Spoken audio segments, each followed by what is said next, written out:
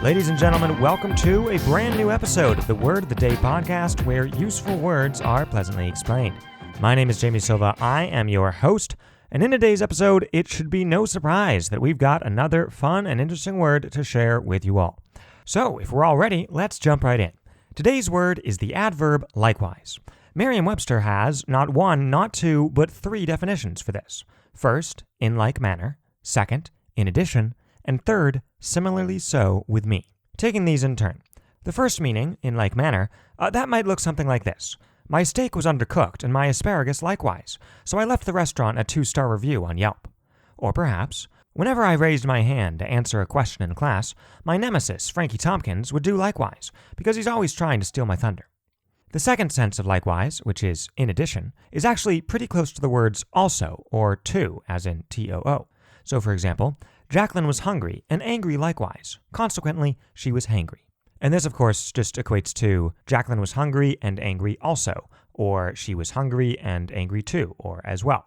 This one, it's a little harder to use in ordinary conversation, I think, because it can make the sentence structure a bit more convoluted than it has to be.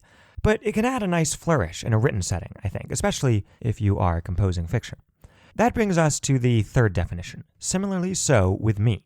Which is, honestly, that is really clunky. But in real life, it is extremely useful. I myself, I use this word all the time, probably more often than any other word we have yet featured on this show. And I mainly use it as a replacement or a substitute for the phrase you too. This obviously comes in quite handy in basic small talk situations like greetings or farewells. So if someone says, have a nice day, or thanks for the chat, or good to see you, I mean, obviously you can just say you too, and that'll work fine. But, why not mix it up a little bit? Because everyone says you too. It's such a default that it's practically a cliche. And likewise is so apt, it's so perfectly fitting to this situation that I'd like to hear it a lot more often. But unfortunately, I hardly ever do. Thankfully, though, if you, the listeners, start using likewise instead of or in addition to you too, then you all can be the change I want to see in the world. Now, there are a few other phrases that likewise can fill in for as well, because it's very versatile. Here I'm thinking of same here, me too, back atcha, ditto, you get the idea, stuff like this. All these are very simple, informal, agreement type phrases, right? So like if someone says, nice to meet you, you can say likewise and sound perfectly cordial. Or if your friend is like, hey, I could really go for some sandwiches right now, you can say likewise, and then boom, you're off to get sandwiches together. Again, you could have said ditto or me too or same here, but, just for the sake of variety, which of course is the spice of life, I think it's nice to toss in a likewise now and again. I hope now you can see why I use this word so often, because the settings in which you say you too or same here or one of those others, they pop up so often. I do think it's funny, though, that in comparison to the everyday, casual nature of the interactions that likewise is suited for, the online definition is so incredibly formal and almost academic. I mean, it sounds like something a super uptight butler would say. Like if you said to your butler, because in this scenario you have one, I'm a little cold. And the butler says, yes, sir, similarly so with me, right? Like this is very different. Now, I do have to warn that even the word likewise can itself sound rather cold and formal, or at the very least reserved, which means that when you say it, depending on how you say it, you might come across that way as well. Hence, I would be careful about employing it in situations where more enthusiasm or emotion is called for. Like if someone says, you really mean a lot to me, and I'm so grateful to have a friend like you in my life. And you replied with a simple, likewise. That doesn't sound like you're very excited to have them as a friend. Similar to if you said ditto, or same here, or one of the other kind of colloquial likewise equivalents. Though, of course, whether or not it sounds all cold and stiff depends in part on your tone and inflection when you say it, right? I mean, likewise comes across very different from likewise. And also, if that's all you say, just that one word, that also would come across a lot more distant and reserved than if it's the first word of a lengthy and heartfelt reply. So, with the proper vocal delivery and context, I think you can make it sound appropriately emphatic, empathetic, and/or enthused as the situation requires.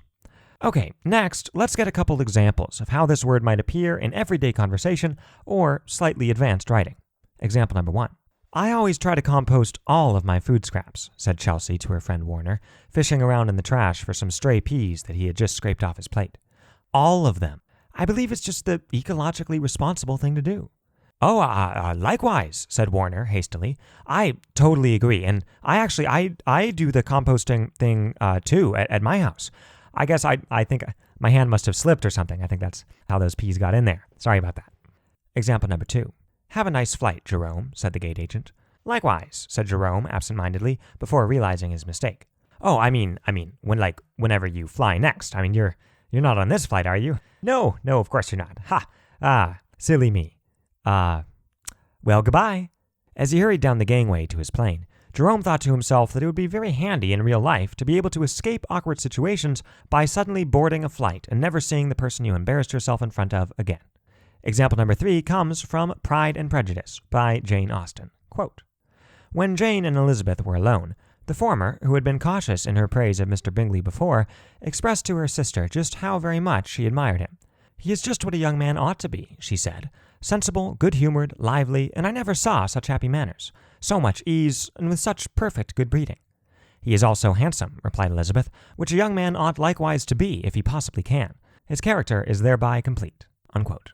And here you'll notice likewise appears in the in addition or also sense, as it also does in example number 4, which comes from the book Penrod and Sam by Booth Tarkington. Quote, to Penrod, school was merely a state of confinement, envenomed by mathematics. For interminable periods he was forced to listen to information concerning matters about which he had no curiosity whatever, and he had to read over and over the dullest passages in books that bored him into stupors, while always there overhung the preposterous task of improvising plausible evasions to conceal the fact that he did not know what he had no wish to know. Likewise, he must always be prepared to avoid incriminating replies in class to questions that he felt nobody had a real and natural right to ask him. Unquote. All right, with the examples out of the way, let's turn to today's other feature, a neologism sent in by alert listener Scott. And a neologism, just as a refresher for those of you who haven't listened to episode 24 yet, which, by the way, that is fixable, a neologism is just a new word, right? A word that you or someone makes up and isn't in dictionaries yet. Or I guess, in theory, this could be words that have just made it and have been accepted into maybe some dictionaries. Those would qualify as neologisms also. Now, as a reminder, before we get to the word itself, we here at the Word of the Day podcast have a standing offer that if you have a neologism and you want it to catch on, you are always welcome to send it to us, and we might feature it on the show. It's almost as good as getting into a dictionary, maybe about one step below. Anyway, so on to Scott's neologism, which I will describe with some help from the email in which he submitted it to us, slightly paraphrased in spots for succinctness and clarity. Quote, I just listened to episode 24, and I wanted to share a neologism that I use all the time. My wife and 4 kids hate when I say it, but I think they'll feel differently when it is officially affirmed as a neologism by you and the Word of the Day community. See, folks, Scott really gets it, right? This is exactly how it works. Continuing with his email. Quote, the word is amazerating. This is an adjective, and the definition is as follows. Anything that possesses the power to wow or impress someone at a level that more general adjectives, like amazing or awesome, do not sufficiently describe. This word carries an aura of excitement, even euphoria, and its connotations are exclusively positive. The origins of the word go something like this, continues Scott. When my boys were young, they were often amazed by things I did, like fixing toys and doing little tricks for them, and they would often say that those things were amazing. But eventually, we needed a word that was more expansive than amazing. And one day, it just came out of my mouth. Amazerating. I've insisted that it is a legitimate word ever since, and I bring it up in conversation every chance I get. Family members' use of the word varies with their loyalty to me at any given moment, but all of them have, at one point or another, either used the word or affirmed their approval of it. Unquote. And then look at this. Scott provides some examples of how this word might appear in ordinary conversation, apparently as spoken by his appropriately grateful offspring. Example number 1. My dad's ability to identify, locate, and retrieve my lost or misplaced toys is amazerating. Example number 2. My iPod screen broke when I dropped it last week, but my amazerating dad managed to replace the glass and get it working again in time for my weekend Fortnite binge. Unquote.